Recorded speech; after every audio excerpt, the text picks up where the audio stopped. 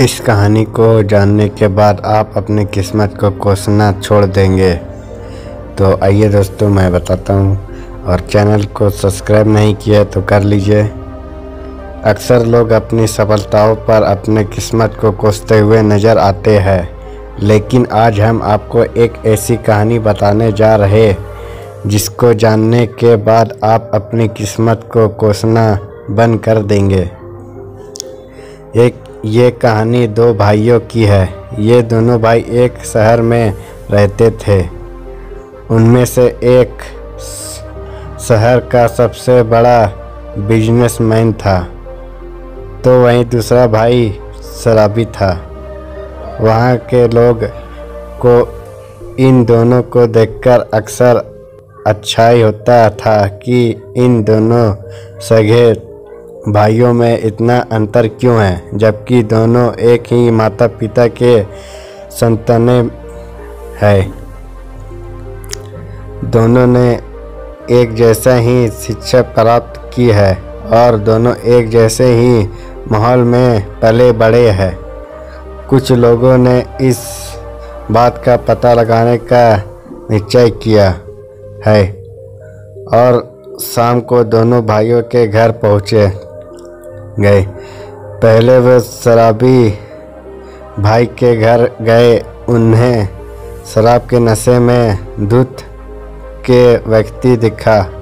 वे उसे पास गए और पूछा, भाई तू ऐसा क्यों है?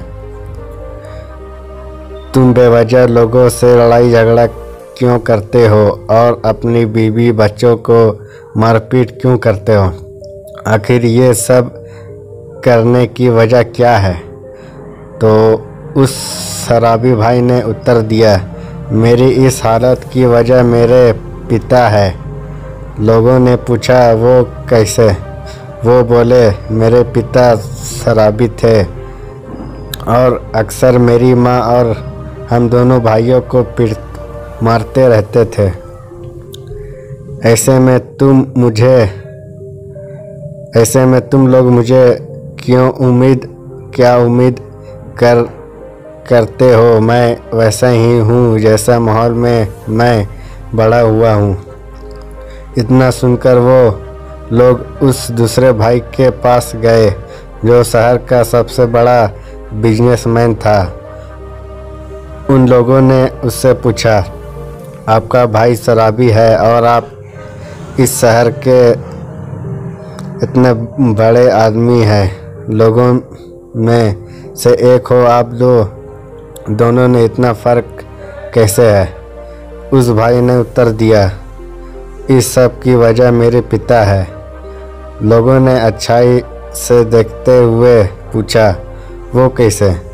तब उसने बताया, मेरे पिता शराबी थे। अक्सर नशों में वो मेरी माँ और हम दोनों भाइयों के साथ मारपीट किया करते थे। तभी मैंने निर्णय लिया कि मैं ऐसा बिल्कुल नहीं बनना चाहता हूँ और मैं नहीं बना। इन दोनों भाइयों की कहानी से एक बात समझ में आता है कि किसी भी घटना के दो पहलू होते हैं, एक अच्छा और दूसरा बुरा।